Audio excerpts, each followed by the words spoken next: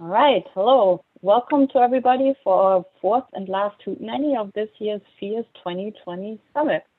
I'm Kat Klingenberg, the Executive Director of the Passive House Institute US.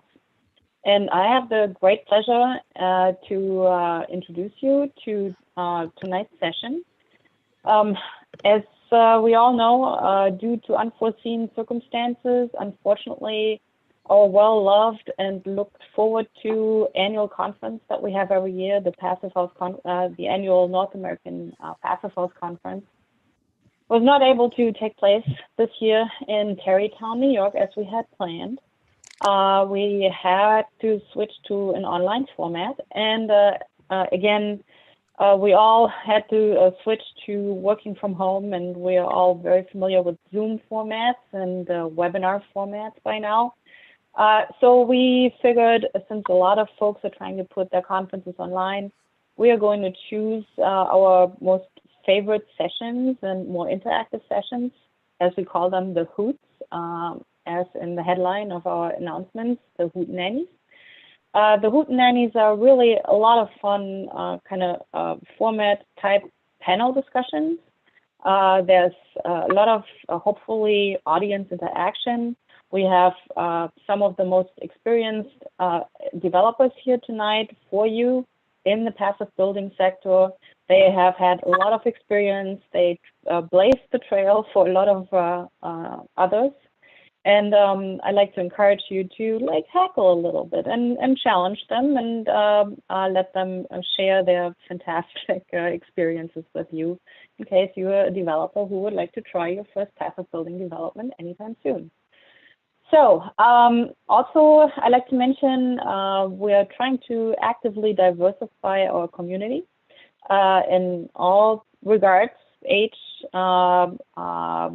wise, we could use some youngsters to join, or I would say older stakeholders. Also, in terms of diversity, we would like to crank up our activities, and therefore, this year we're partnering with Illinois NOMA, that stands for National Organization of Minority Architects. And hopefully next year, if and when we will be able to be in Tarrytown in New York all together in person, we're hoping to continue this collaboration with actually the national NOMA. So keep fingers crossed. A few logistics. This session is being recorded, and the session also earns continued education credits. And the self-reporting code will be shown by Lily at the end of the session. And on a personal note, we're very excited. Tomorrow we have this year again our design competition. Fantastic entries. We're going to award them tomorrow during our design ceremony / networking event. And we have a special surprise for you guys. We have a dance party with a DJ. So don't miss that one. If there's anything that we seem to have been perfecting over the last 7 months, it's virtual dance parties. So hopefully to see you guys all tomorrow. And with that, I'm going to throw the ball over to Ryan Cassidy from RiseBoro, who has graciously agreed to host and MC our developer session. Ryan, please take it away. Hi, everyone. I'm Ryan Cassidy from RiseBoro Community Development, located in Brooklyn, New York. We are a community-based nonprofit that got into the passive house affordable space more than 10 years ago now, because of our work with Chris Benedict, who's remains a really good friend and advocate of passive housing in New York City. And I'm really excited today to have this discussion with a group of really great developers and builders and people that wear a few different hats throughout the process, and hopefully share their learning over time, and also be able to weave in some of your questions at the end. So I'm going to let each of them introduce themselves, and then they're going to talk a little bit about a project that they worked on for context, and then we're going to break into a larger group to talk about a couple different questions that I think are really important in driving the conversation forward. So we will start if Julie could start with the intros, we'll go through and introduce each of the panelists.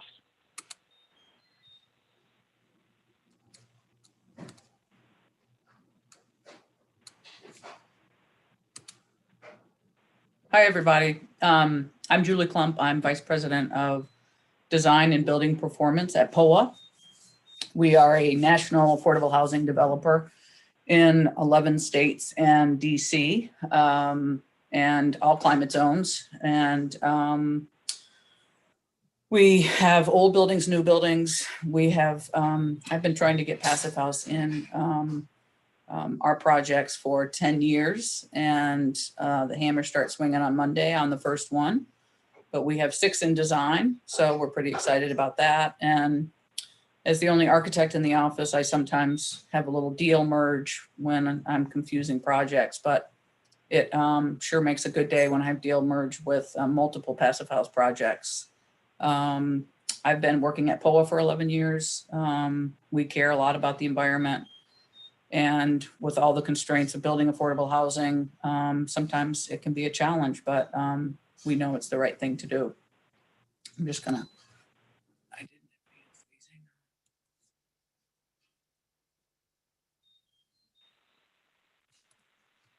Great, thanks, Julie.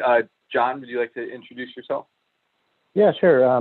My name is John Sarter, and I've owned my construction company, Sarter Construction Designs, and been designing and developing since 1986, with an eye towards sustainability all the while. In the last few years, I started a new company called Off the Grid Design, which is really focused on incorporating energy, renewable energy, energy storage, and now e-mobility into the systems that we develop and the projects. And we've got a project in San Francisco that we finished about a year and a half ago that I'm going to highlight that has some of those elements.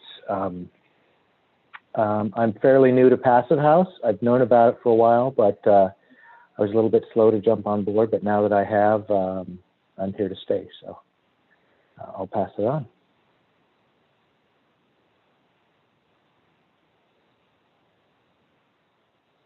Thanks, John. Sloan? Mm-hmm. Hey, everybody. Good to see you. My name is Sloan Ritchie with Cascade Built, a company I founded 16 years ago. We now have a staff of 25. We're working in the Seattle area exclusively.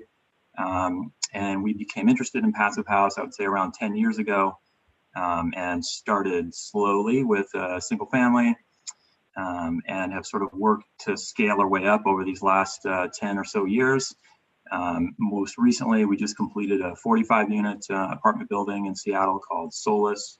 We've got a 66-unit in construction as well, and a 108-unit on the boards, should be permitted and out the door in Q1. Yeah, I guess that's kind of a little bit about us. My role in the projects, we are a general contractor, and also occasionally we're the owner and developer and asset manager. So it allows us some unique insights into the process to, both at the very front end on the, schematic design level, all the way to, owning the asset and operating it, and having a feedback loop to improving as we go. There's been a lot of learnings over the years, and I'm looking forward to sharing that with you all today. I'll mention one project that we built. It's the Pax Futura. It's a 35-unit apartment building that we completed and certified. We completed that building in 2018. It was the first Passive House apartment building in Seattle. And so there were a lot of new things for us to learn, including from the developer's perspective. And we will get into some of the details of that as we go forward here today. Thank you. All right, thanks, Sloan. And Allison.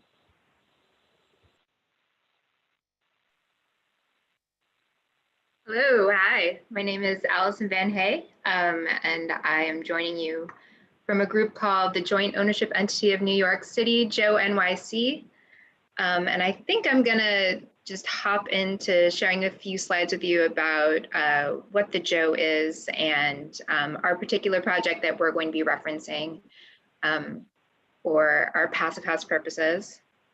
So here I go.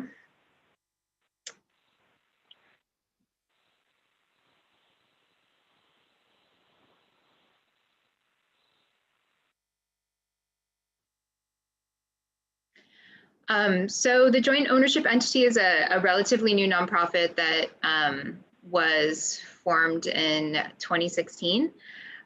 We were formed by a variety of CDC affordable housing developers. It's a consortium of nonprofits.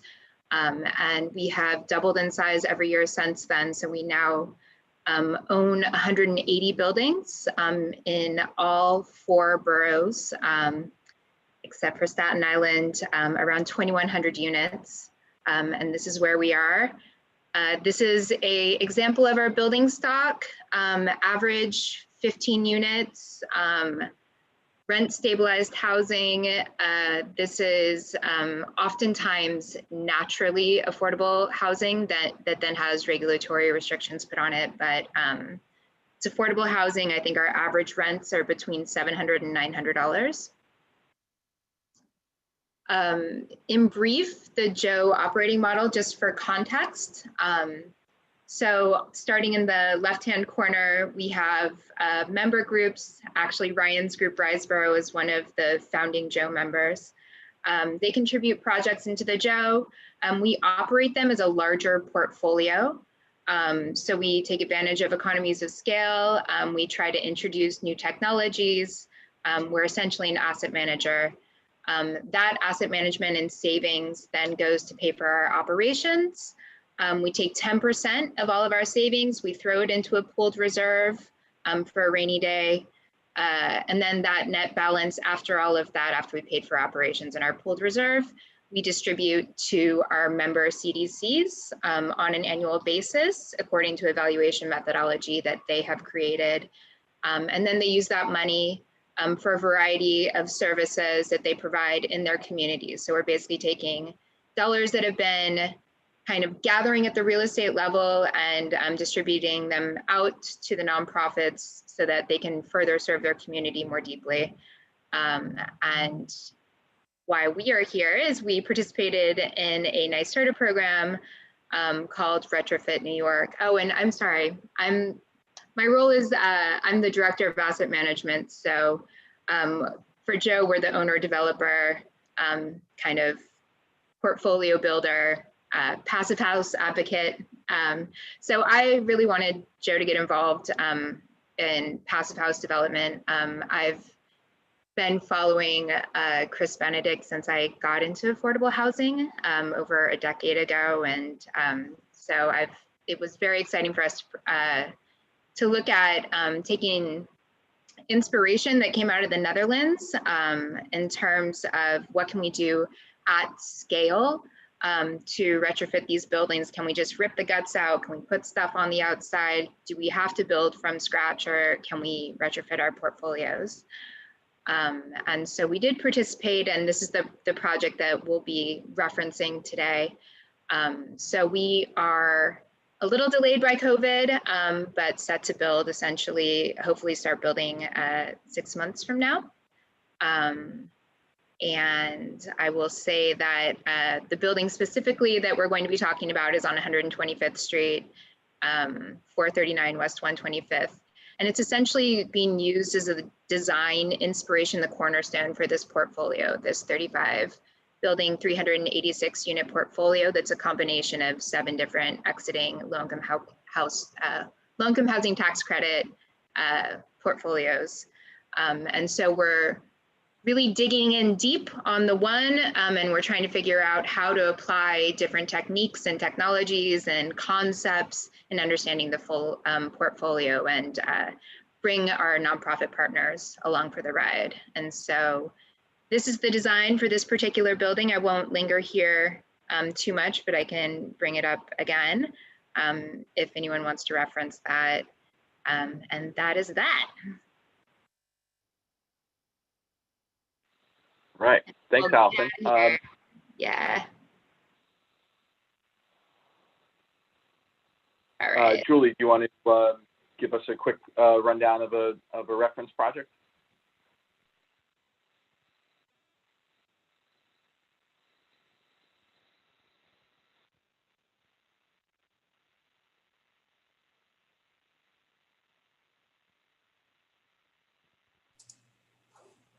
Can everybody see it? Hang on 1 second. Yep, looks great.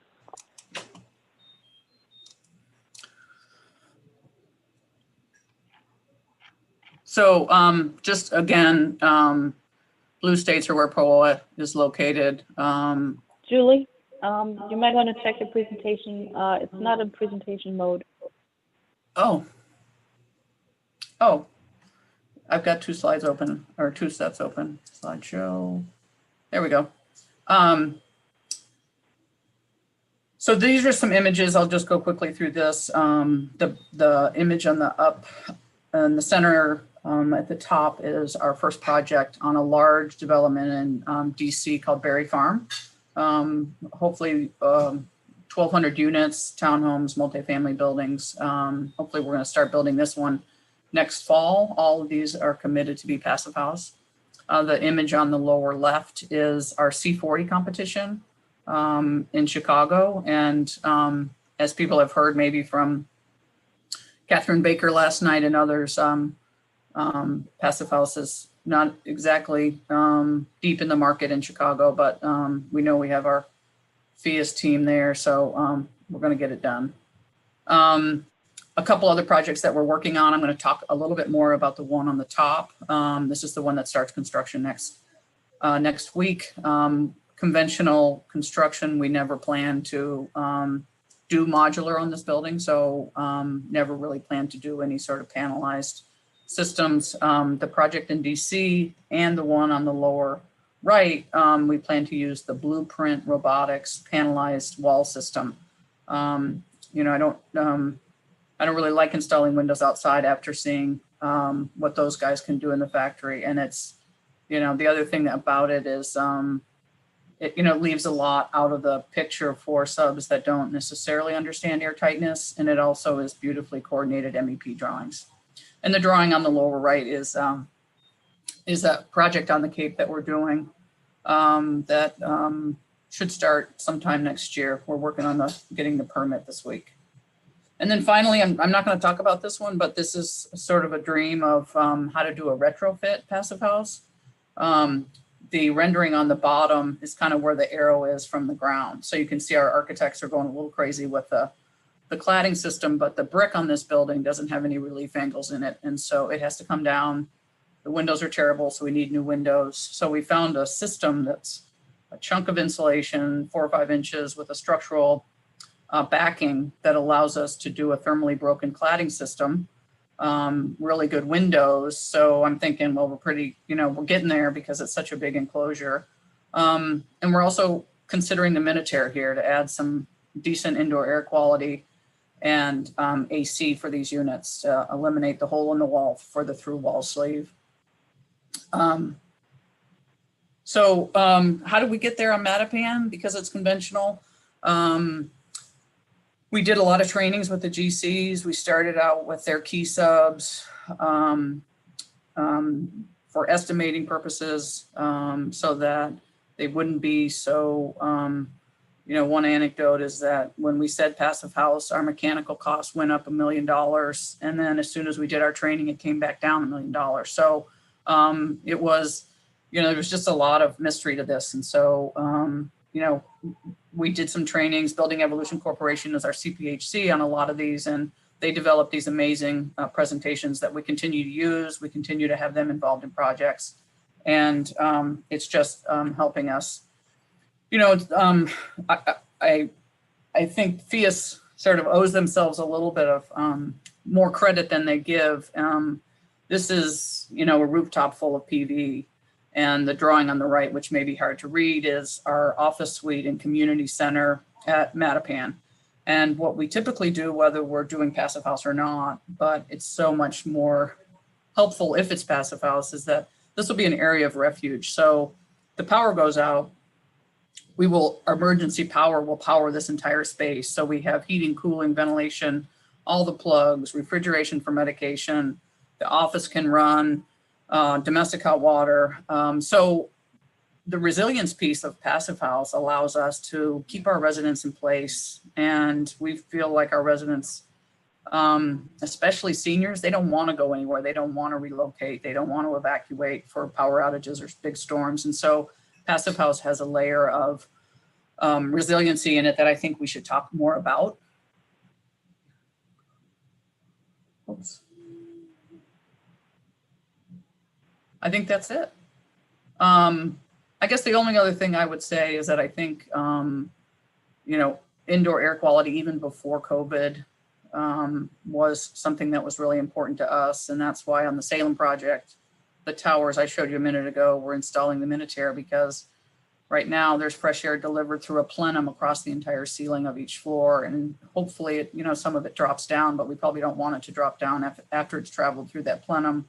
So I think one of the cards I like to play when I have, you know, my development team or people that are financing these buildings in terms of why are you spending so much money on ventilation? It's like, well, you know, here's the COVID card. Do you want to create a healthy building or not? And even before that, I think we started to sort of see some, you know, the medical profession starting to sort of inch their way towards actually prescribing healthy living situations for people that may show up in their office that have symptoms of perhaps bad indoor air quality. So that's another big deal, and I think should be really promoted in Passive House, because I think it goes a long way to creating really nice indoor air quality. So I'll stop there. Great. Thanks, Julie. John, would you like to jump in? Sure. Let me put a screen up here.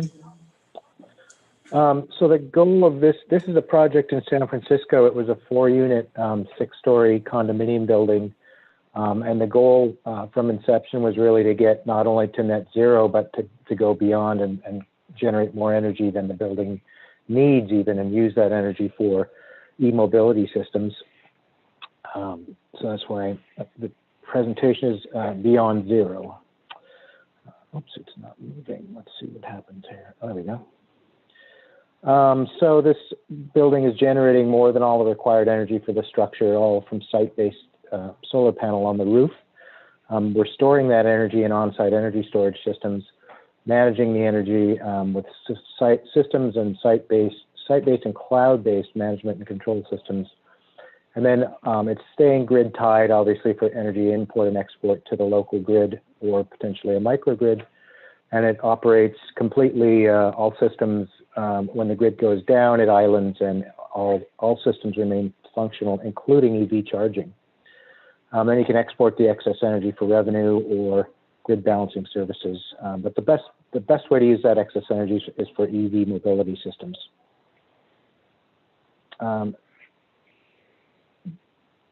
We designed this, as I said, to be a 100% renewable energy NANOGRID system that included living and transportation. And as far as the first question, which kind of gets at how do you put your team together, collaborative design is really important from the beginning, particularly with Passive House, to get the owners, architects, engineers, the GC, and even your subcontractors into and really work through the design from the beginning. I think it's important also to utilize passive solar design whenever you can for the site. And then obviously Passive House just kind of really seals the building and puts the finishing touches on the energy efficiency elements. Still not moving.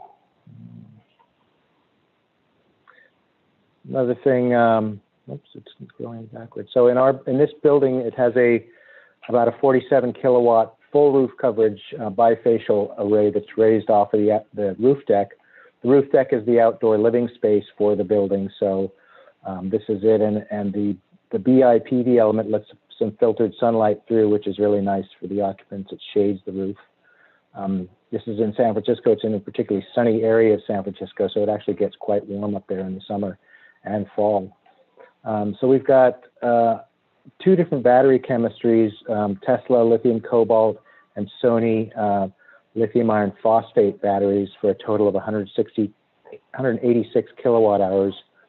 And that's broken into 5 separate NANOGRID systems because they're individually owned units. So rather than the building sharing one common battery bank, we had to separate it into 5 separate systems.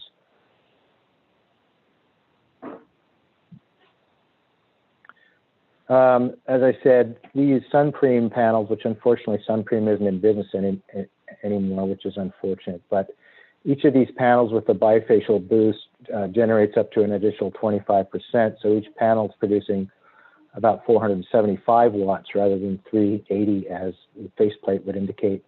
We use 3 power walls per unit, which creates a triple redundancy. If one of them goes out, the others 2 would remain functional. And that's enough excess energy for 2 to 3 days of power for the unit. And then the Blue Planet Energy, Blue Ion batteries we used for the 3-phase loads for the elevator and common area.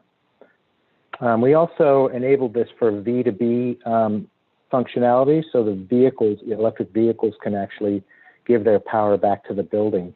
So we wired for this, and even though the technology wasn't available yet, it is now becoming available, so it can be added into this building and other buildings, and I plan to do that in all my projects moving forward. We kind of wanted to showcase the energy elements as sort of an art form. So the solar trellis is, as I said, allows filtered sunlight through, and I also devised a way to edge light the panels so they glow at night with LED light internally. Unfortunately, that got cut out of the budget, so that has yet to be developed. But on my next project, I definitely plan to do this. This was not, I also designed it for integrated range catchment. So this is kind of a one trellis, even though it's divided into 5 separate systems. It's fairly watertight, and it collects water and can be put in catchment tanks up on the roof or down in the building. Already talked about the energy storage element, so I'll move on to the vehicle to building and vehicle to grid. This can be done now with a new bidirectional vehicle charging technology that's also a solar inverter, so it's a combination system. And this obviously expands the energy storage capabilities for a building, and then also allows you to share your energy buildings, creating a microgrid using mobile energy storage. Other buildings that have the same system. And this obviously adds not just resilience for the building itself, but even community resilience to put those vehicles out, help power other buildings with energy.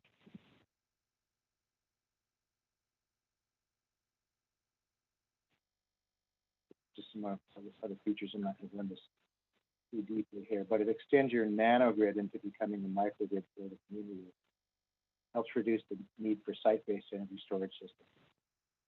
Hey, John, sorry to interrupt. You lost some sound quality. Can you speak up a bit? These are some of the results of the building showing that the usage for a daytime here on the Tesla app is showing that it exported 30.2 kilowatt hours to the grid. If we go over to the right, this particular unit, this wasn't even for a full year. It looks like it was 6 months. It exported 2.7 megawatt hours to the grid. So this is net metering in San Francisco, which means you can either monetize that and get paid from the utility, the local utility, or you can bring that power back and charge your vehicle. And the way it's working out is each unit has about enough excess generation for them to drive about 14 or 15,000 miles per year in an EV, which is actually more than most people drive, especially. Obviously, we developed this to be part of the solution to climate change. Another really interesting thing that we found that by developing such an exemplary project is we got community support from the local communities in the Mission District, which is really pretty unheard of. Usually there's a lot of pushback on development and gentrification in the Mission, and we were able to really get solid community support, fast-track permitting from the city, positive press as a developer, which is pretty phenomenal, and it's also getting less expensive to include the solar and storage into the building. So we designed this to kind of show and develop it as a sustainable and profitable development model for ourselves and other builders to follow, that you can actually more than recoup your expense that you put into it when you sell the project. This was not an affordable development. in San Francisco. It's pretty hard to develop without incentives. But my future projects, we are aiming to get into the affordable market sector. I have one coming up in the city of Richmond that will be about 5 times the size of, try to make it an affordable project for the community. Goes into some of the microgrid strategies that this building's designed to be connected into sort of a community of other such buildings that can share energy between them and really kind of create resilience for the entire community with site-based and grid scale energy storage, which is starting to happen as well. And the great thing about microgrids is they're scalable and expandable. You can start small with even a single building and then kind of grow the network as you kind of go along. So future projects, we're going to be looking at DC systems to reduce inverter losses, continue heat and energy recapture from waste, from water, and potentially even from light energy through the solar panels. V2B and V2G integration, of course, and also some autonomous vehicles once those become available. So some of the projects moving forward, we're looking at EV share systems, from micro to macro mobility, smaller EVs, scooters, bikes for shorter range or to public transit, and then a shared EV fleet for the building itself to try to eliminate the need for personal vehicle ownership. And I will stop there. And this project actually did achieve the first ever alternate path of compliance to the San Francisco Green Building Code. It was Passive House certified with Phius Plus. I think it was the Phius Plus, first Phius Plus multi-unit building to be certified in California. We won a 2018 U.S. Department of Energy Housing Innovation Award and also the 2018 Phius Best Project. I will stop there and pass on. Okay. Thank you, John. Sloan is going to give us a quick run through of his work. Sounds great. Thanks, Ryan. So we are a private developer, so more like along the lines of John's work, doing private sort of market rate projects. This is an image of my first single-family passive house project in Seattle, and we sort of went through a transition of increasing our sophistication in our team and in our projects and learning about passive house and scaling it up here over the last 10 years. And I'll just show you a couple other projects as well.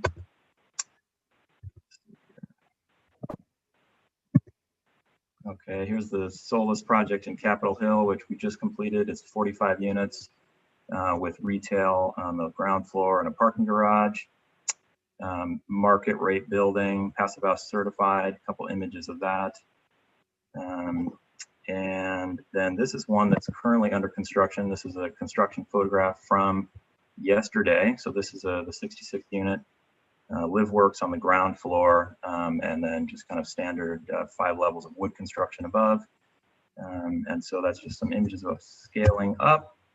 But here's the project I wanted to take a moment to talk about with you all. It's called Pax Futura. Finished it about 2 years ago. We've been operating it since. And this is what really excites me about Passive House. We are building a building just like any other building in town, but we're using about half the energy on a day-to-day basis as other buildings. And so, you know, how we accomplished that was, well, we're the developer and the general contractor, so that helps considerably. I really think that the integrated design approach is really the secret to doing this well, or at least it has been in our experience. And I'll get into a little bit of the details about of that and how it worked for us. And the reason that we take that approach is once we get the project far enough through the development cycle that we are looking for financing, we really want to have a project that doesn't look too terribly different than anything else. You know, we're at the mercy of underwriters and bankers and all the people it takes to finance a project. You know, they are all trying to minimize risk. And so That's something that we want to be mindful of throughout. So it's this project, it's on a small infill site in Seattle, in the urban core, 5,000 square foot site, 4 levels of wood construction. We're doing a courtyard along one of the property lines, and then we have street frontage on the other 3. So the building essentially wraps around this courtyard core, and we're doing all the circulation exterior on this project.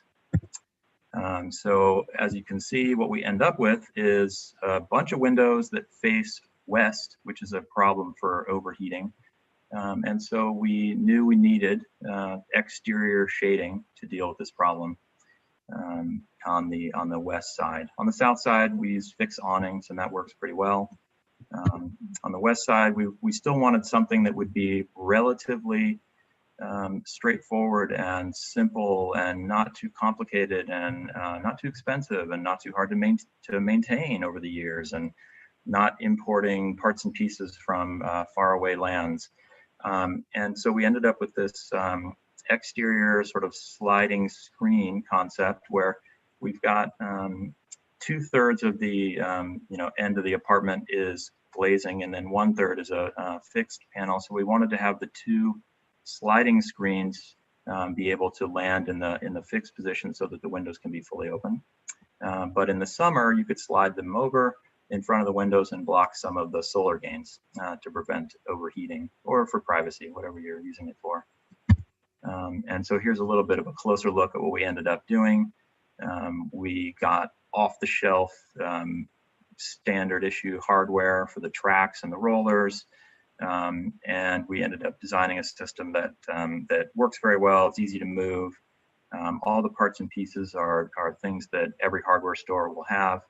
And that was important for us because we don't want to have very fancy custom, expensive, long lead time type of things going into our buildings. We want to make them very standardized and easy for anyone to build. I mean, we're the general contractor also, but we just want to make it easy for a subcontractor to come in and work with us with just standard off-the-shelf materials.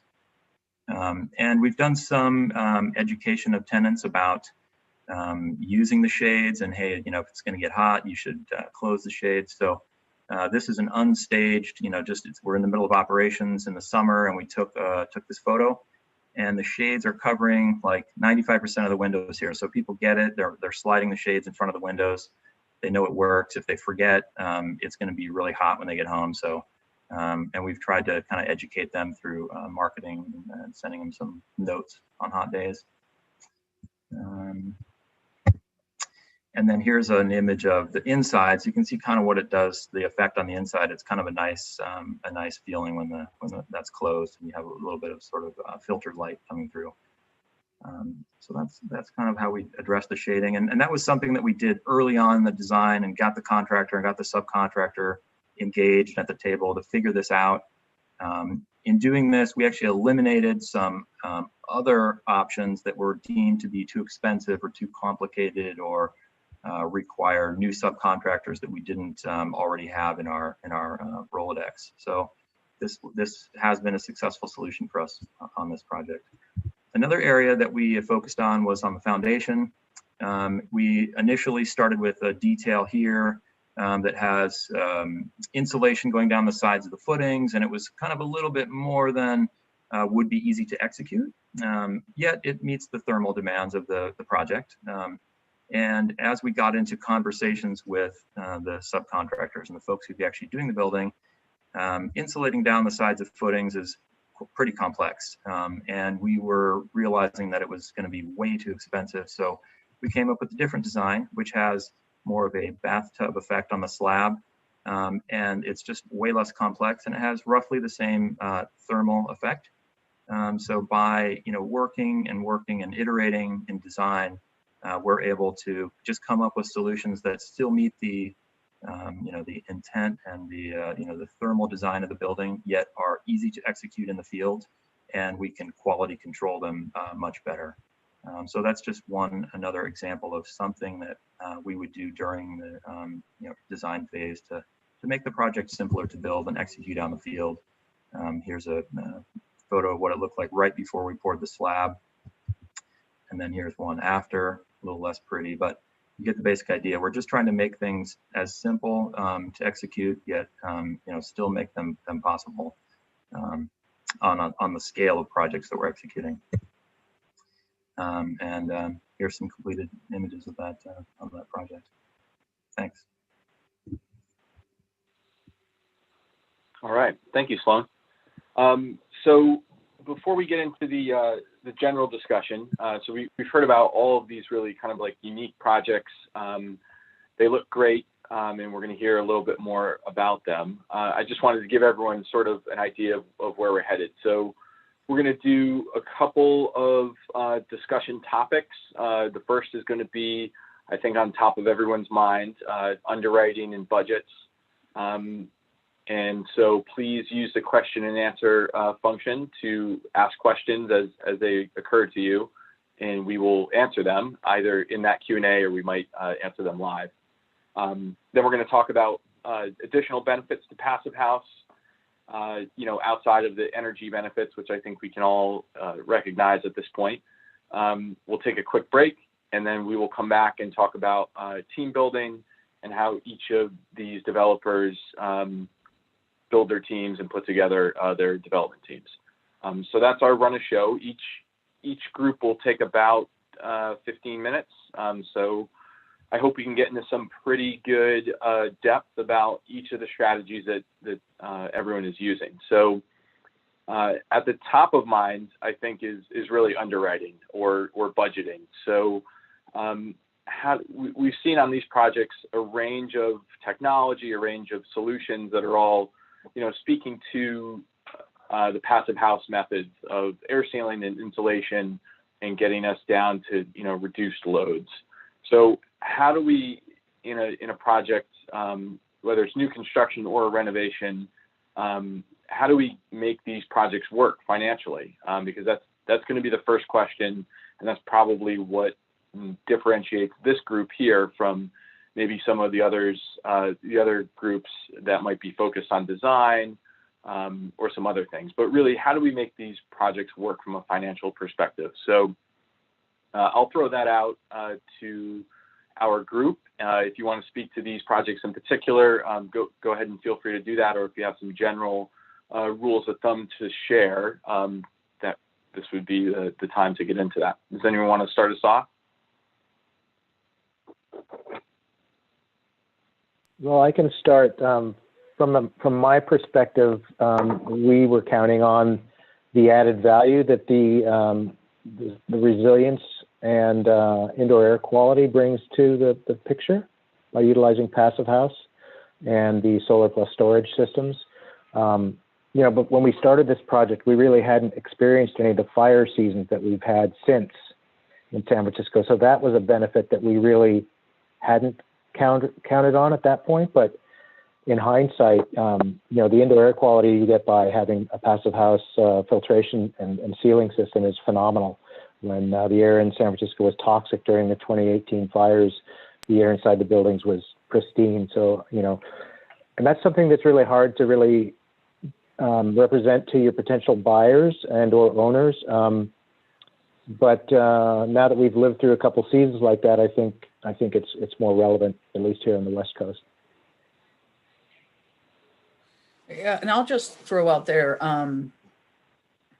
we had a conversation with a group in Chicago that I think they used some utility money in attempts to sort of incentivize better buildings, and they wanted to know, whether they should just do a grant or a competition or how they should, if we thought that might move the market. And I can tell you that in Boston, the Mass Clean Energy Center offered grants, $4,000 a unit if you would certify Passive House, and there are certain parameters and certain progress that you make, and you can get paid for it. And it helped push POA over the edge in terms of being able to say it's not costing us more money to do this. And going through the process, a very collaborative process, we end up with a 2% premium, and that's over a POA performing building, which is a little bit better than a code compliant building, but it's still, the 2% includes some allowances we let the GC keep in there for extra air sealing. But I think between the grant and the utilities, even though the grant gave out 10 projects, what I have seen in the last 10 years is that when people see like, oh, well, that project didn't, it costs 2% more, and people can start to take the long view. When I started in affordable housing, I couldn't even get anybody to pay attention to the enclosure. The lenders, everybody wanted to see kitchens and baths, and something you can see, and it's like, I can't do windows on turns. I need to focus on the enclosure. So that has changed, and then all of our new construction is now passive house, and it's no longer an issue. It used to be in the issue log that we needed to do passive house. Now it's something we just do. And the finance agencies that are handing out the tax credits, the low-income housing tax credits, they have seen this. Pennsylvania led the charge, Connecticut, Boston now, or Massachusetts has some QAP points that help us move the needle, and in the competitive, very competitive allocation of low-income tax credits. And so I think that makes a difference in terms of trying to finance. And we're developer owners of affordable housing, so that's the only lane I'm in. But I think that makes I think that has made a huge difference in moving the market towards these really aren't that hard. Sloan, you were being a builder and the developer. What sort of premiums have you seen, if any, and how do you sort of build your budgets around passive house, since you're kind of on both sides of the equation? Yeah, thanks, Ryan. I think that so since we're on both sides of the equation, I think we have insights earlier than we otherwise would to the real costs, because we can drill right down to the sub and the supplier right away and find out what it's really going to take. So I think that helps us get our budget more accurate sooner. But I think from a sort of a higher level on the development side, we're in this market where we're competing for, we need equity and debt financing for our projects, just like any other private developer. We don't have deep pockets or some foundation standing behind us or something like that. And so at the end of the day, when we're standing there saying, here's our plans and permits, and here's our expected rents, and here's our expected costs, it really has to be in line with the project across the street that's not passive house. And the best way I know how to do that is to say it costs the same. And I may be taking a simplistic view here, but it tends to be the thing that resonates with the underwriter, because that person with that title behind that desk is ultimately the person whom I have to convince that these are the rents and these are the costs, and therefore this is the loan we need. If they don't believe the rents, if I say, well, I think we're going to get another $200 a month from everybody, therefore you can loan us a bunch extra money. If I can't convince them of that, which I don't think I can, then I have to have my costs be in line with the other project across the street. So that's where I've focused most of my energy. And I think in terms of, on the flip side, how much do we actually get in reality on rents? Because I mean, just for context, these types of projects, the value of a multifamily project is the net operating income. So it's really just rents minus expenses, and that's the value of the project. So that's how you extract value or know what it's worth.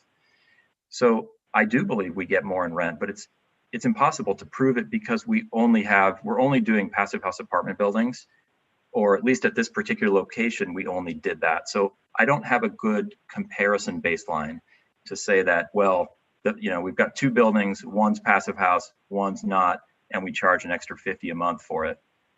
But I think that that's probably a realistic amount by which we could impute a value. And that's about enough to pay for all the upgrades that we do. I believe that the premium on some of our projects is around 5%. Maybe it could be a little bit less, but that, that's like asking, what's your baseline? And the energy code keeps changing, at least here in Washington State. And, as they ratchet it up a little bit more, I think that premium goes down because two things. One, the baseline's closer to passive house, and two, the marketplace is more accustomed to things like balanced ventilation and additional insulation and those things. So there's kind of a lot of ways of getting at those. How do you finance the project, and how do you present it in such a way that that it makes sense to everyone? So. Thank you. Yeah, I think it's interesting when you say it costs the same. I think our approach, and probably everyone here, takes the same approach, that it doesn't mean that a fin and tube radiator costs the same as a wall hung air source heat pump, but it means you're really delivering this project for the same per square foot cost that you would be able to deliver another project. So there's some give and take within that budget, but if you're hitting those square foot numbers, I think that's really what underwriters want to see. When we talk about underwriting to savings, Allison, you're more on the asset side with kind of protecting some long-term affordable assets. I know at RiseBoro we like to underwrite to a lot of performance savings on the operations side.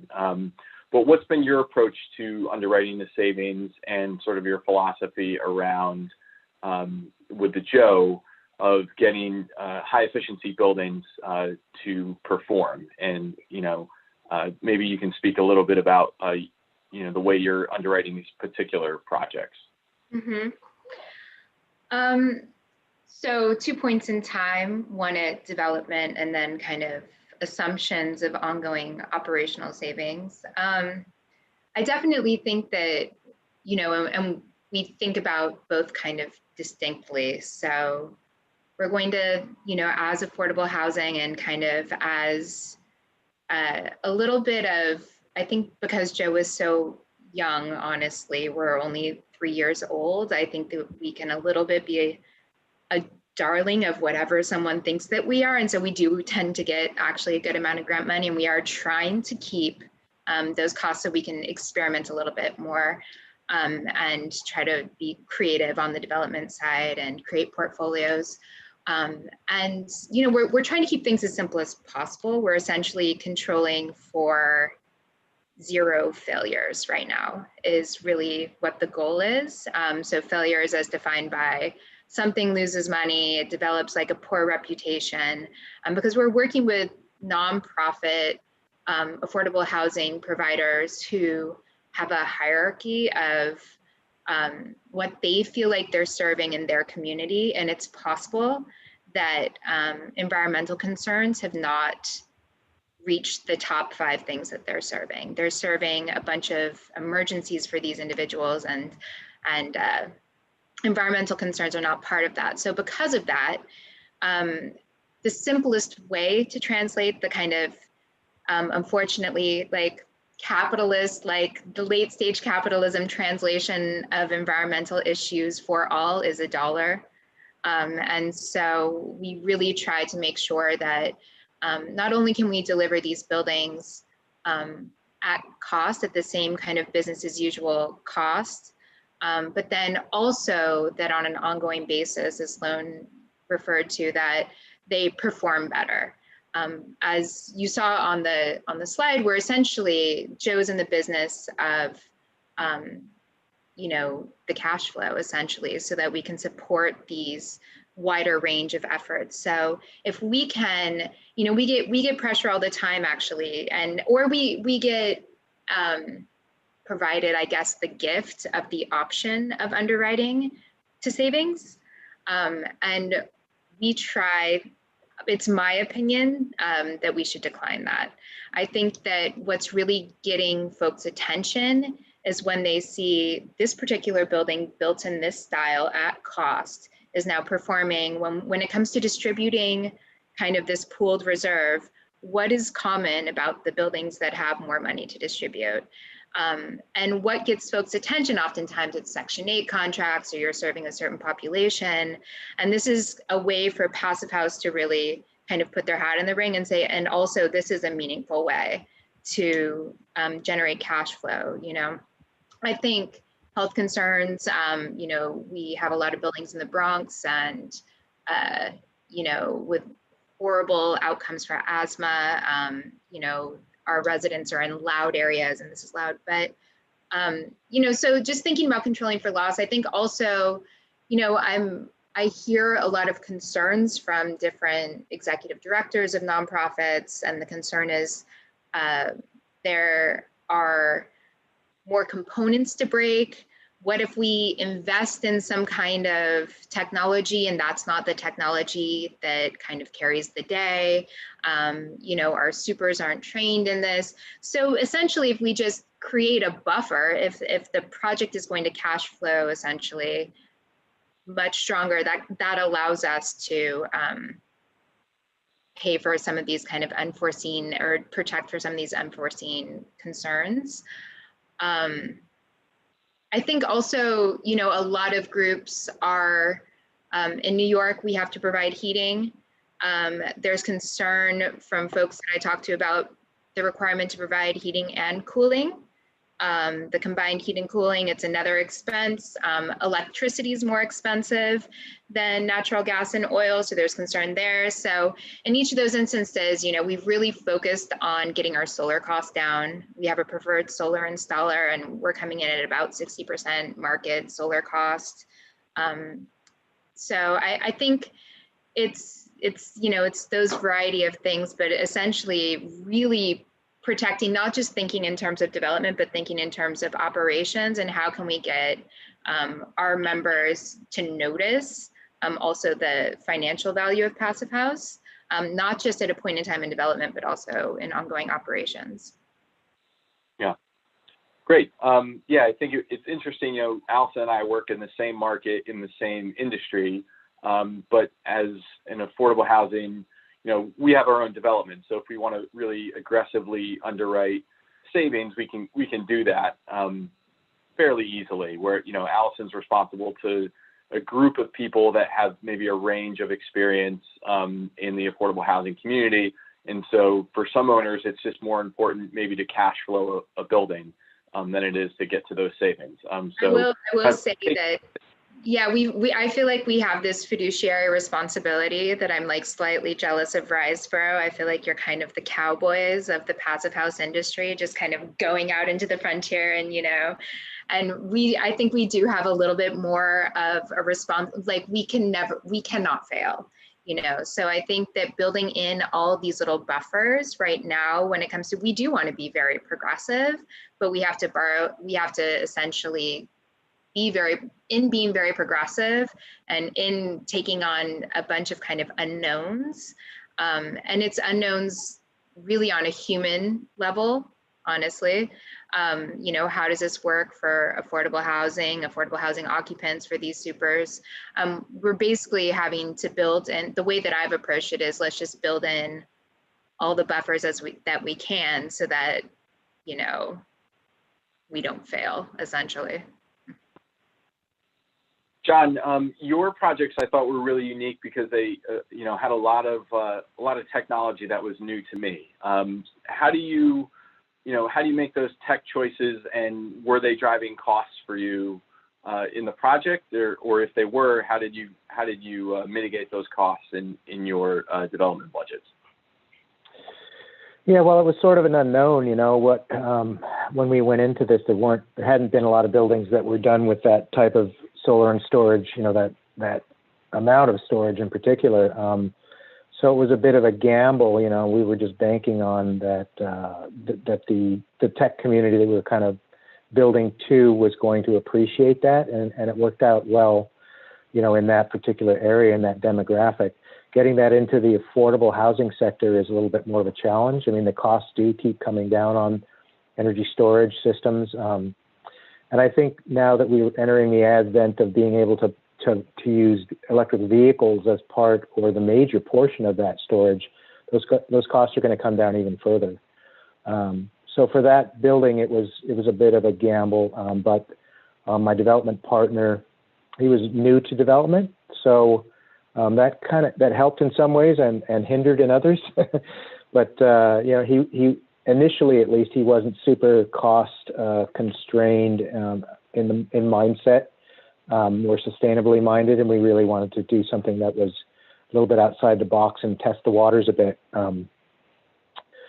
This was a privately funded project as well, as far as the financing goes, so that made it easier, you know. That being said, I think we hit a price point on the sales end that was around 10% above comparable buildings in the area, and that's a substantial amount of money in the San Francisco market. We were up over $1,500 a foot in the sales price. So, you know, we were compensated for the extra work. As far as the technology selection during the process, it was challenging. We changed our battery system choices 4 times because the technology was evolving so rapidly during the period of construction and selection for the building. So in the end, we had decided to go with Blue Planet Energy batteries, and then Tesla came out with their new Powerwalls, and we looked at it and went, oh my God, you know, we can save a lot of money and have a much more robust system, both. And so we did switch. It took a little bit of re-engineering on the electrical side of things because we'd already fully wired the building. So that element was challenging, but now that there are more systems out and it's a little bit more common, it's getting to be an easier choice. However, technology is still, you know, moving forward, and we're seeing costs come down and new systems come out. So it's sort of a moving target, and you just have to kind of be light on your feet and adapt to it as it comes at you, you know. Great. Thanks. Yeah, I think we've probably all experienced, if you've been doing this for a while, as Julie has, sort of the market and the knowledge expand. In some cases, with underwriting, that means you're going to get more questions today than you got on a project that you did a year ago, because, you know, underwriters are just starting to dig into, you know, what an energy model means and, you know, what those potential outputs mean for energy modeling. But I do think, at least in our experience with our banking partners, we've seen a lot of openness to underwrite the savings, which has helped us finance projects. So I think, you know, cost is going to be undergirding the rest of our discussions, I'm sure. But I wanted to move along to some of the benefits that have been mentioned outside of energy, because we all understand that these buildings perform at a much lower energy intensity than a typical building.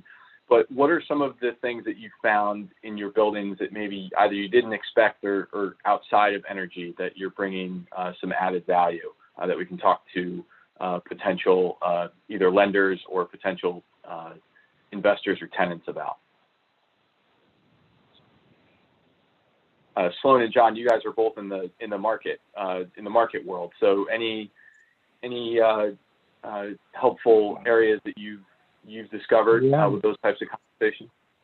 Well, it's like I said before, the indoor air quality, you know, in California, we were having these increasing intensity of wildfire seasons as we're going forward, and horrible air quality goes along with it. So that's a huge plus. And also the resilience, because we have PG&E, our local utilities, not just PG&E, but all the California utilities shutting off power, you know, to people's homes. So if it's a business, even more important. And then now with the COVID crisis, again, indoor air quality is huge. It's really important that you have continuous exhaust from your structure so your indoor air is clean. And, you know, maybe bump it up to HEPA level filters on the incoming air.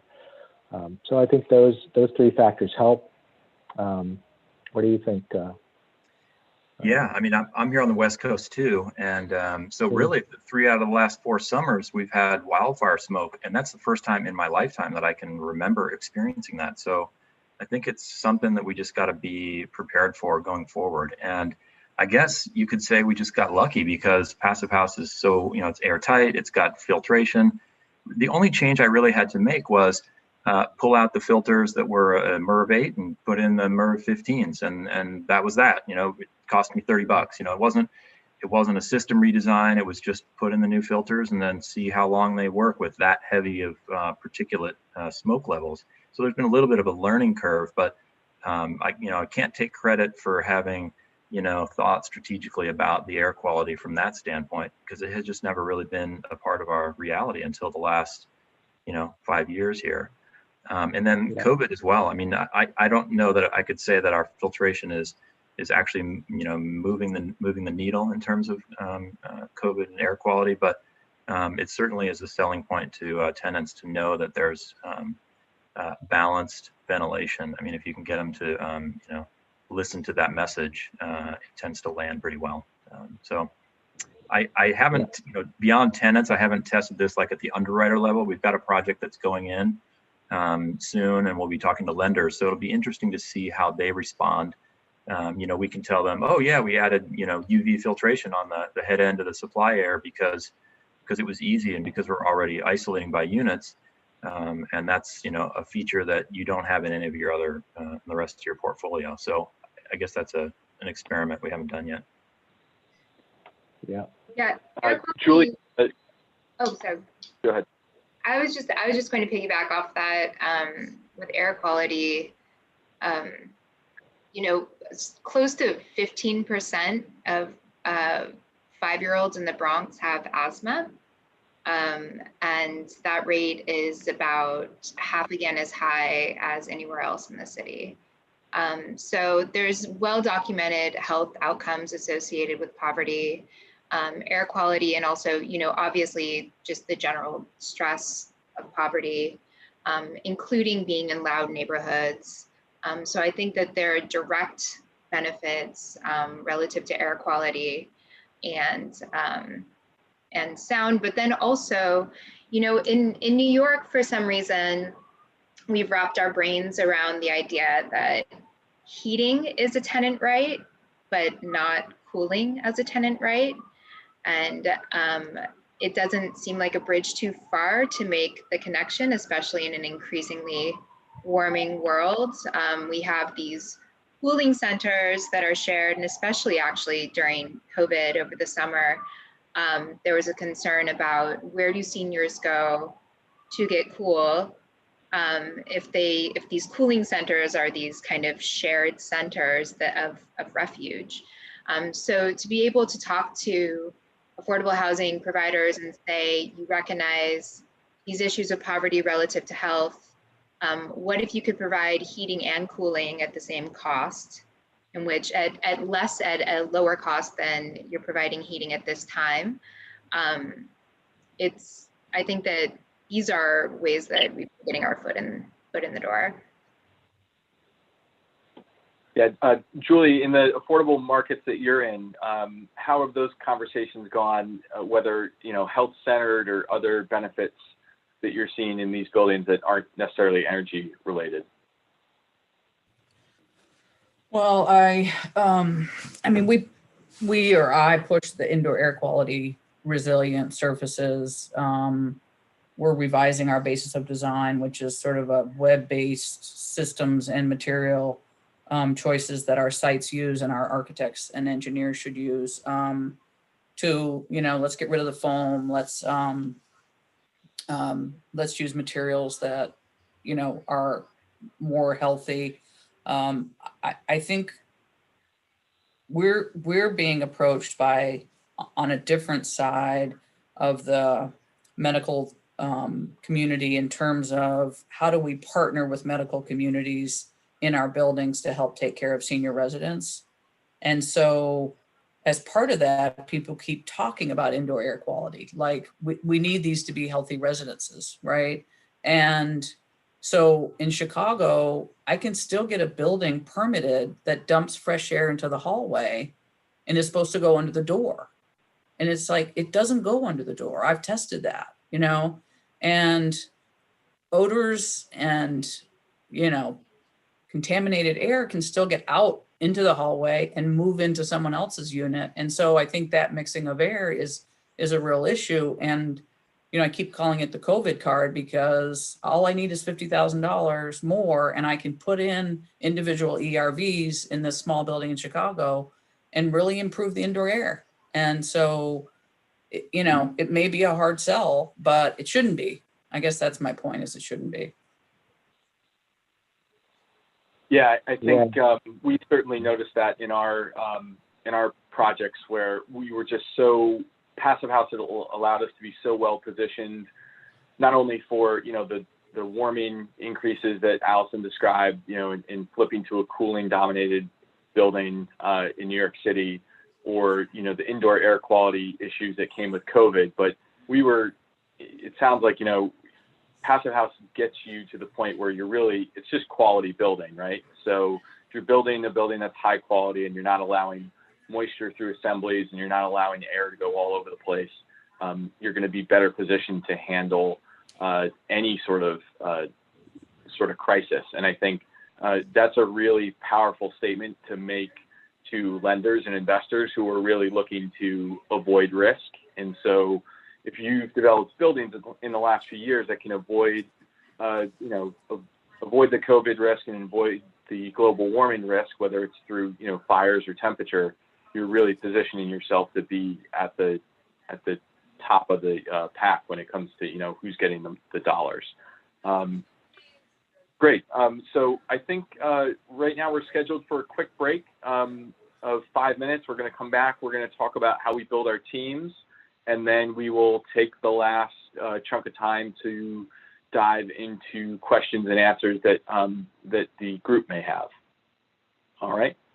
So let's all take 5, and we'll return back with some comments on team building. Great. Thanks, everyone. Mm-hmm.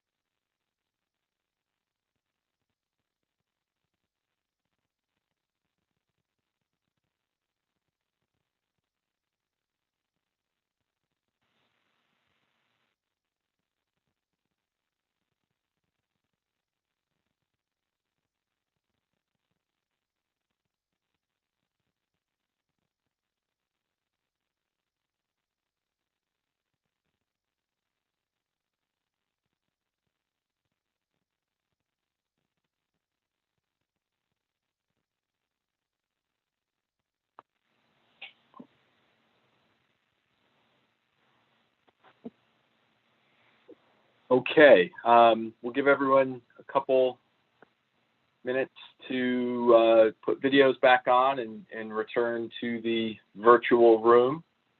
And then we'll dive into our last topic, which is how we build our teams and really kind of execute these projects.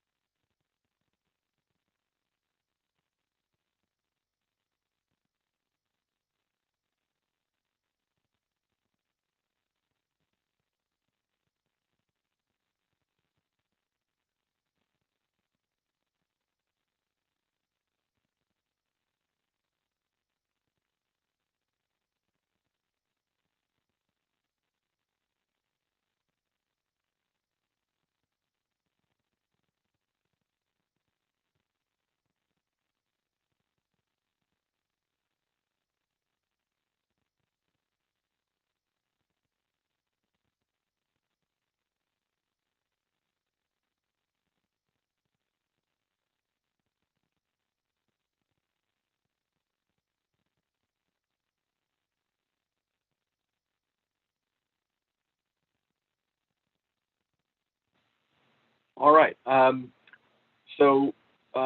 want to encourage all the participants to use the Q&A. We're trying to answer questions in writing as they come up, and then if we, potentially we'll also answer them to the larger group as part of the video. So this portion is going to be about how we build our teams.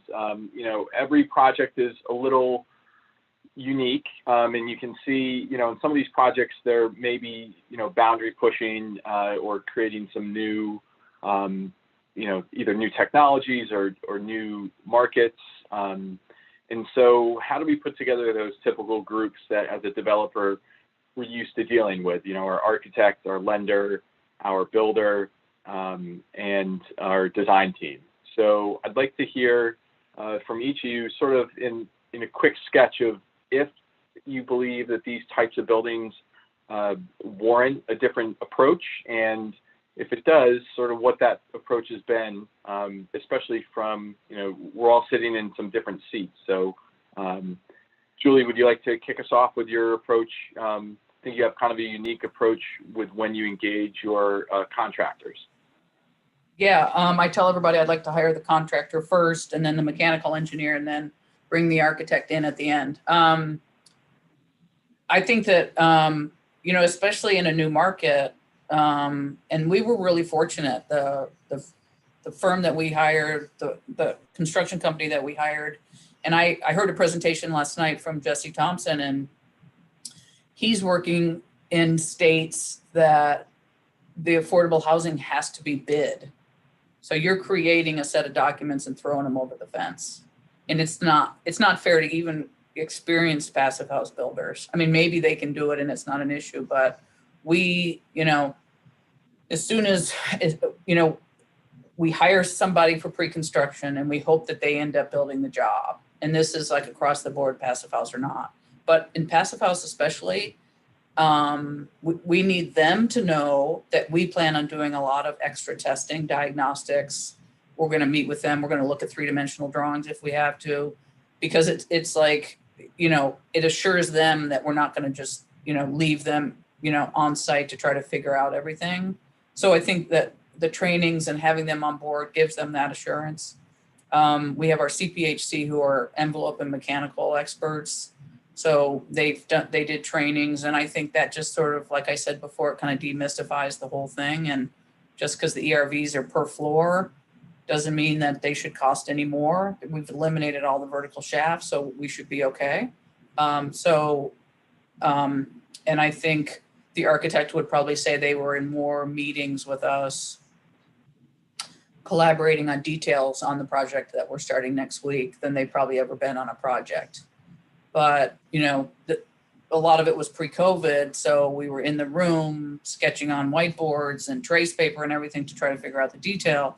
And it hasn't really stopped. I mean, we're now doing Zoom, but you can annotate on Zoom, and we're trying to figure out the details. So I just think that GC has to be in the room, and I think people, you know, architects have to be willing to learn something and maybe give a little extra time. Great. Sloan, you're both the GC and the developer, so you're in the room the whole time. What's your take on that, and maybe how do you roll that even deeper into like your subcontractors? Yeah, I love that Julie said she hires the general contractor first, the mechanical second, and the architect third. That is really cool.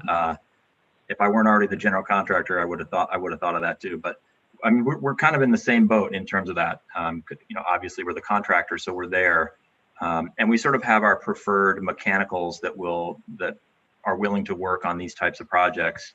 And in terms of the team and subcontractors, I mean, I think the key for us is to try and bring in people who are willing to go the distance and iterate. And not every subcontractor is. They just, you know, I just want to install pipe and get out of there. I don't really want to talk about it very much. So then they tend to not be the best partners for these. We want folks who we've worked with a bunch in the past, so they know they're getting the job. And we might need them a year before the project starts to come and discuss, you know, pipe runs and lengths and whatever it's going to be. So I think for us, it's been crucial. I mean, the integrated design approach for us, we don't take it to the level of contracting to integrated design. We haven't done that yet, but since we're the owner and general contractor, it's not quite as necessary. And we just partner with subcontractors who are willing to come in basically for free ahead of time to start answering those questions so that we don't have to do it during construction or after permit drawings. It's just so much easier and cheaper to do that way in advance when in a 10-minute conversation you can sort something out before pen has even been on paper, and it just saves everyone so much money to do it that way. So that's what we found. I think it's really part of our sort of, you know, secret sauce, if you will, in terms of getting the project permitted. It's already ready to go. We haven't really left any stones unturned. Once the permits are issued and the engineering is completed, it tends to cost tens of thousands of dollars to go back and even fix small tweaks. And so there's really a diminishing return there if you try to do it too late. So I feel like you want to get critical subs and consultants on board at the very beginning, and let the structural engineer be in the earliest schematic meetings along with the mechanical, and try to get those folks to talk together. And particularly, we found that engineers have, you know, they have trouble talking to one another and engaging on areas that are outside of their expertise. But we've just tried to find folks who are more open to that, and that's been successful for us. Yeah, I would agree totally to that idea of bringing in the GC early. I think maybe I started out being still probably tend to be more adversarial with contractors, but it's found that you can actually build quite a bit of kind of enthusiasm around these types of projects because they are new. They do force a little creativity. And if you have a contractor that is excited to be creative and they're in the room early, I did find that it made my negotiation a little bit easier with the contractor at the end because they'd been sitting there for a while. They knew what was important to us, and they kind of bought into the idea of the project as opposed to, you know, what Julie was saying, just throwing these things over the fence and waiting for them to come back. John, have you been able to drive some of that contractor engagement based on kind of the creativity that you're putting into these projects?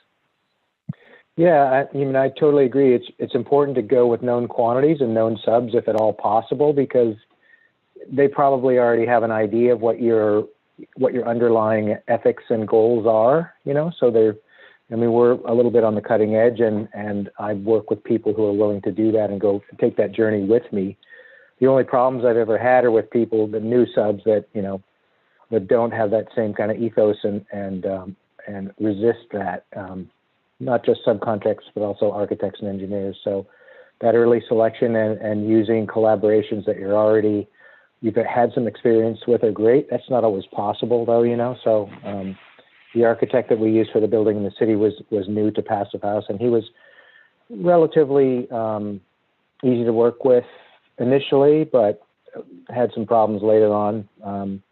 So, you know, those kinds of things can really create problems for the project. So go with known quantities as much as possible, but and then just make sure you're setting expectations and telling people, you know, this is what you're in for, this is what our plan is for the project, and then there's going to be some gyrations along the way potentially, and just be aware of it, you know, and be ready for it. And if you're not, then you're not the right person for the project, you know.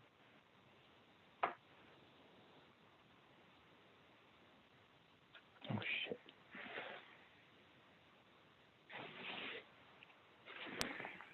Brian, Sorry, Allison, your teams are a little different, right? Because you've got owners across that you're, you know, managing these assets for, like a more of a pool of ownership. So how are you approaching putting together those teams? Well, this question is actually like the gift of this panel for me. I feel very like validated by Julie and Sloan's ideas about team and hearing about builders first. So I've always felt very far away from that, but when I'm really like it has helped me so much to be close to the builders, like initially. So the project that we worked on, NYSERDA gave us $75,000 to get a team together early. So we had the builder, we had the structural engineer, we had the mechanical engineer, we had the architect, and we had a engineering group that helped us essentially in project management and understanding performance and looking at, and then there was the owner. And so we came together essentially in a room for and it just developed the project so much more quickly. You know, there were so many, we could go get like a core sample of something or go see where a shaft is, and it would change how I thought about where we were spending money. They could like run scenarios, and then I could like find more money. We had a relationship between, we could do this kind of glazing, but you know, we could like go and inspect the buildings because we're doing retrofits essentially. It helped me translate the engineers to the finance people, being in a room with them for so long. Like personally, I actually feel like, I think there has been a divide there. Sloan referred to that. And so being able to just kind of speak engineer very quickly and translate it into finance, just being in the room, everyone together, that helped as well. I think I would ask maybe for more money to be dedicated to actually in the pre-development just for that team to come together in the future. But yeah, the community of it, like, I think also, you know, when there is resistance to more complicated projects, having the allyship of knowing who in the room also is dedicated to seeing something through if you encounter a roadblock. I think that just kind of that camaraderie of like team building also was helpful for me when I was like facing resistance and maybe someone wants to shoot my project down, they think it has too much risk. I know who on my team I can talk to or direct that person to answer their questions of risk intelligently. It's not always my expertise. So I think it was like incredibly helpful. I would say it's like this single most innovative part of this particular building style for me when contemplating other styles of building. Yeah, it helps to have like if you're the developer, you're usually having to answer some like lender or investor questions on a pretty quick turnaround. And if you haven't been in the room with the engineering team, your answers can maybe be flimsy, and it's strange how that kind of answer can just like lead you down some rabbit hole because the lender starts to get the sense that you don't know what you're doing. And if you've got, and I feel like I probably face that more as a woman than you do too. I feel like I'm just kind of like, people think that it's soft, you know, so being able to know exactly who to direct that kind of response to is so incredible, actually, and to be able to have a real sense of how these things operate, because there is truth in a passive house building style model. And so it's just like getting access to the information is important. Yeah, I think, Julie, that's kind of your approach, really, is to, when you bring in the contractor first or early, you can make sure that you're going to get someone that's on board, so that by the time, when the architect starts, we already have buy-in to ERVs or other, the other tech that we want to put into the building. I think with experience too, Julie, you've been able to kind of do that. So now you can get started with your GC early. That's sort of been your approach, right?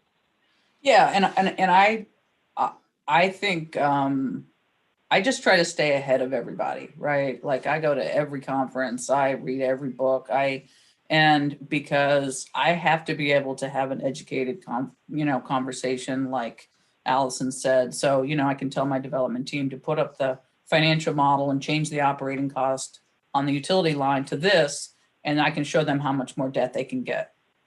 And I can show them that on every other project where I've done a new enclosure, I've saved at least that. So, but I think, just in terms of the team, I need to be able to,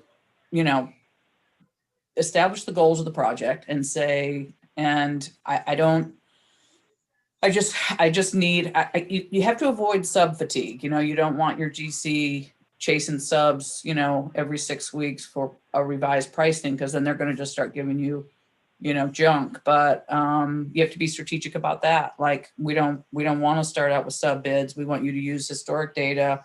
We'll get you data that we already have.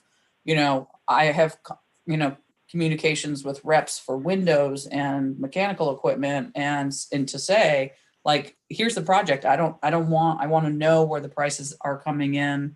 So I have my own conversations with things like that I know are a premium on a passive house. But yeah, the GC is key.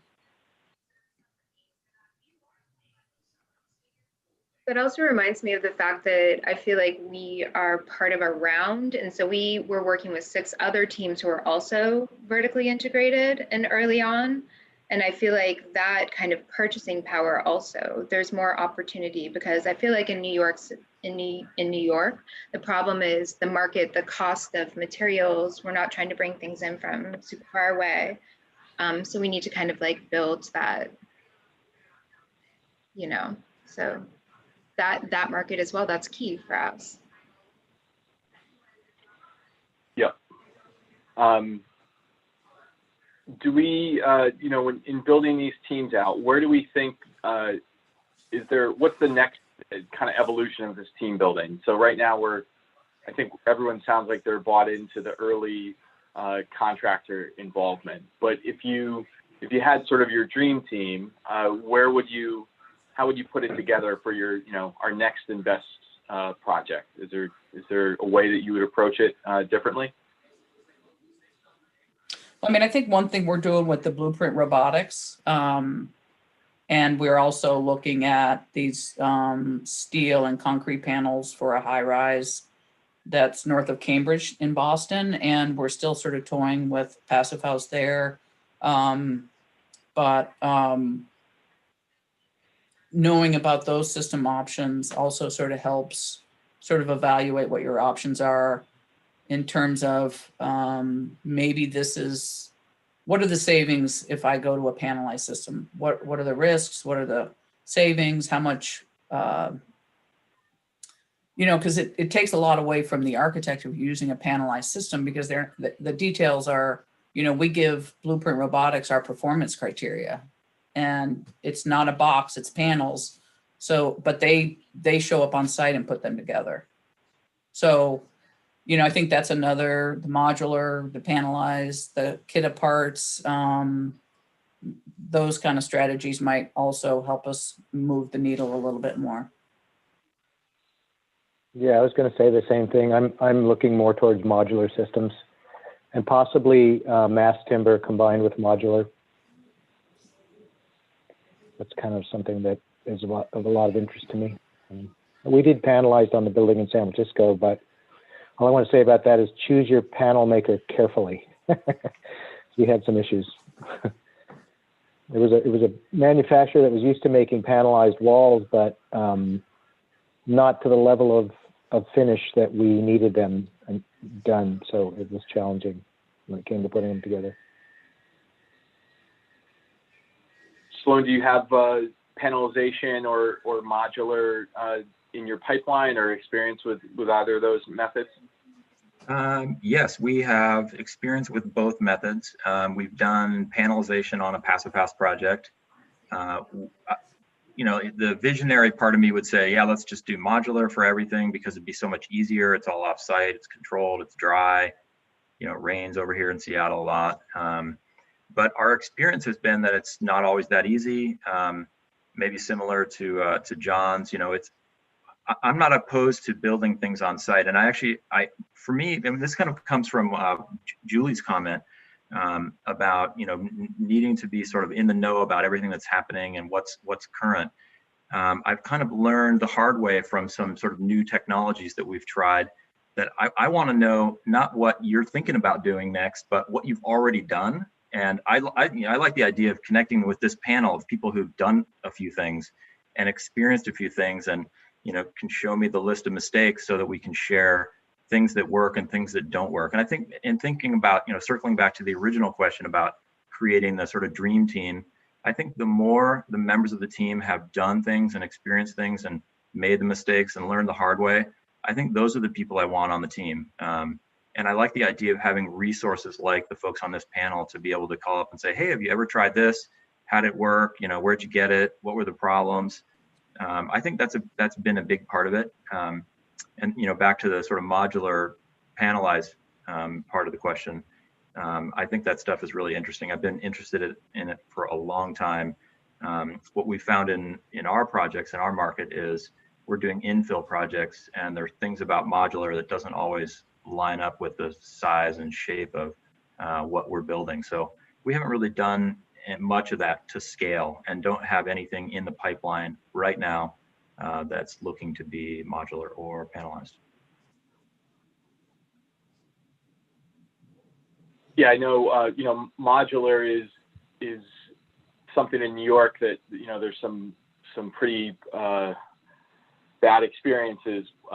But you know, we're working also in a prevailing wage requirement that we get upwards of you know, $500 a square foot to build at prevailing wage. So figuring out ways to do things off-site and lower costs is a really big part of how we're going to push forward affordable housing in New York. So I think both using modular and panelization are going to be really important to make sure we keep our costs down in the future. And then of course, with panels, you know, that's where you get into retrofitting and how we're going to take this huge existing stock of buildings and get them to perform better by, you know, not having a lot of tenant impacts, especially if you're doing tenants in place.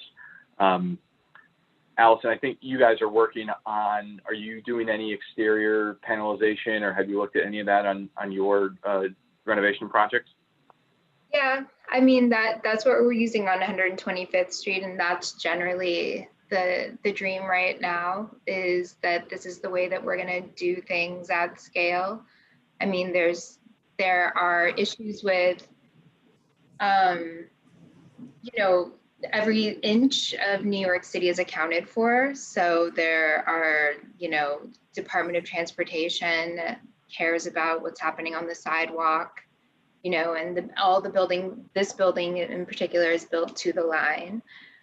So, but it does feel like when we contemplate like New York City scale goals of retrofit and being a carbon neutral city, it seems like panel is like the state of what people are talking about, a panelized kind of modular system, and creating the materials within 200 miles ideally. I mean, that's kind of, I think, the idea. So for us, it is about trying to create a scale, using New York as a way of trying to create a scale that has existed in other countries. That's why we like the energy sprung model, you know, as a model. I think that that's the way we're thinking about it, because, you know, it's the modular panel style of retrofit.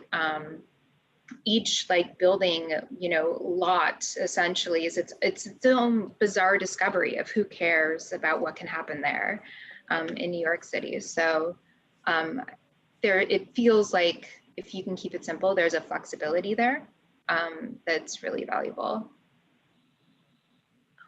Yeah, I would say pulling together, you know, the modular companies out there have been building things in factories for quite a while, but there's just not a great linkage with the building trade, at least in New York City, and modular companies working together. So finding people that can line up, you know, the modular, you know, ends up being about half your cost, and trying to line that up with your builder, I think, is the next big challenge. Another piece of the team, I think we mentioned briefly, is the MEP. And do we think there's either MEP design or particular technologies that are going to help kind of catapult either passive house or high efficiency buildings into this next era? I know, Julie, I think you're using the Moderator system, which is kind of like a combined heating, cooling, ventilation system. Are there other things out there that we think are going to do the trick and move this out of, like, you know, what seems to me to be kind of like the second generation of passive houses that we're working with now, and how do we get to that third generation? I mean, we are considering the Moderator, which if we weren't doing what we're doing to the enclosure at that building, I don't think we would be able to retrofit it using the Moderator. The other thing that we're using, and it's interesting, the cost came back better than what we thought, is a hex system. So it's a VRF that distributes, it has refrigerant that goes to a mixing box, but then from the mixing box, and I'm not using the right word for that piece of equipment, it's hydronic. So, because, I mean, we have issues with refrigerant and leaks and the damage. We all know what the damage to the environment is when refrigerant is not in the, you know, in the line and it's out of the line. So, and the issues that cause for maintenance and the site and the residents. So, that's one thing that I'm kind of excited about. And then the other thing is just the domestic hot water. And there are ways to do domestic hot water, but I think getting, you know, a split heat pump system that we can use is going to help so much, because the efficiency and the long time it takes for those you know, those tanks to sort of maintain heat and regenerate heat they're so inefficient at the moment that we've yet to be able to put all electric domestic hot water system in a building. And it's currently in a building. It always starts out in the building as our sort of go-to domestic hot water, but then the cost of gas is so much less than electricity that we end up a lot of times going back to a gas system. So efficient domestic hot water is going to be really helpful. Julie, so are you talking about doing combined systems that are domestic hot water and hydronic? No, we've done those. I'm not a huge fan, because I think there's you know,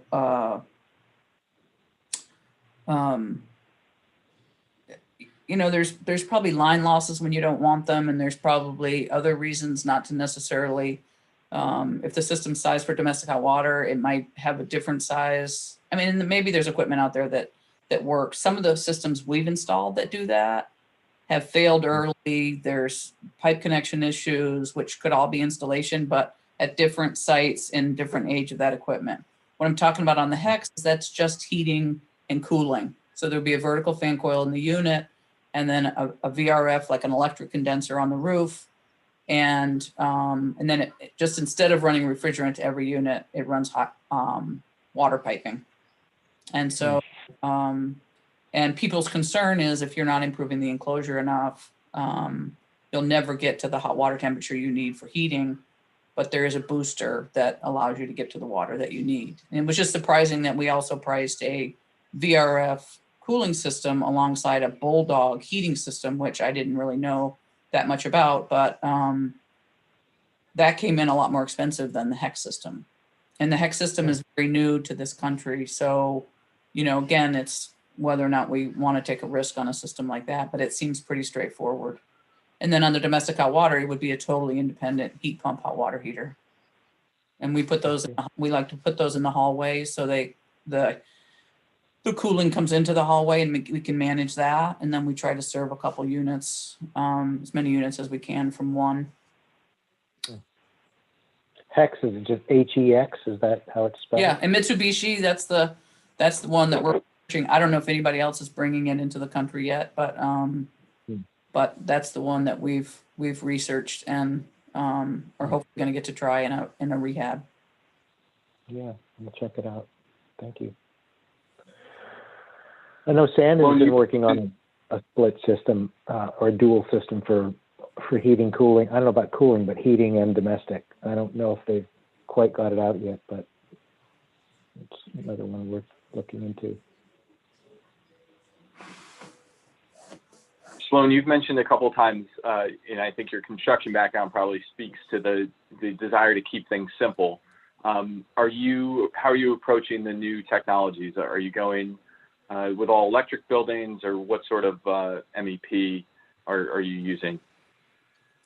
We have had that intention a number of times, and for a variety of reasons, some of which Julie mentioned, we've ended up with gas on the domestic hot water. It's a simple system, doesn't cost much to install, doesn't cost much to operate, at least in our region. We have a current project which is in permitting now, which will be all electric.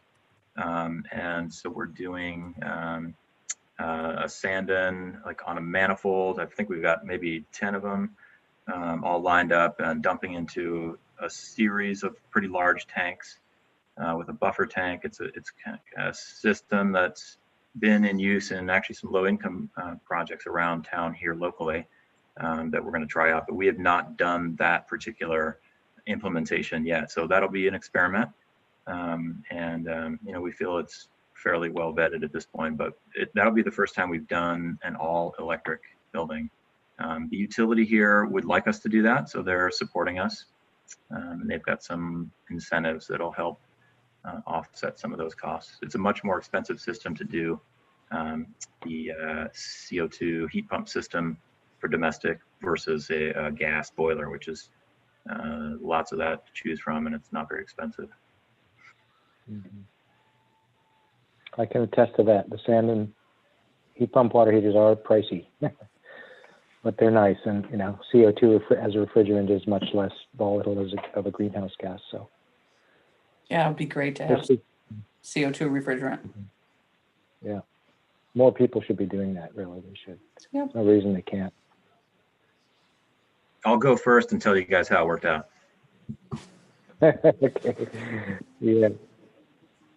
Well, that's what we used in San Francisco. We used the Sandons, you know, one per unit, and they performed fantastically. You know, we have a really temperate climate, so it's not as much of an issue. And we also have, you know, 3-bedroom units that are all occupied by just a couple, you know, 2 people. So they're not really testing them to the full capabilities.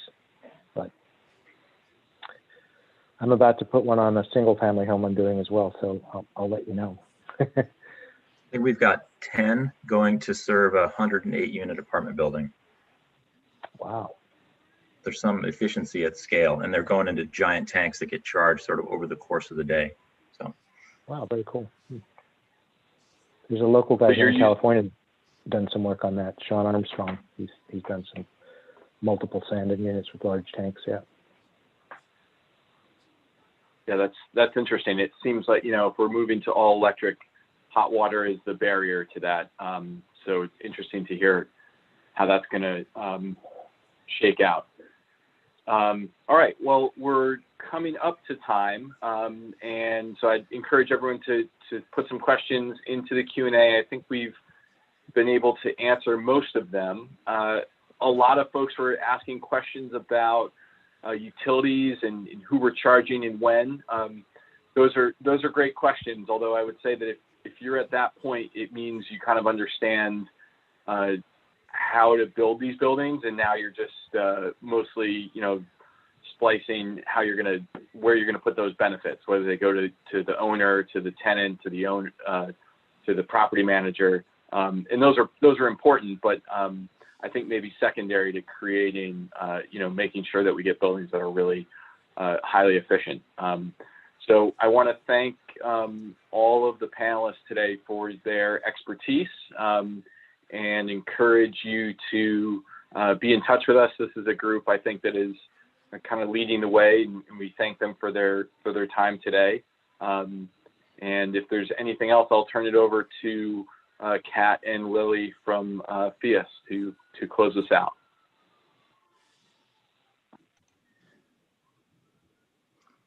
Thank you everyone for coming tonight. I'm going to quickly, before we end, share the continuing education code for everyone. One moment. Here we go.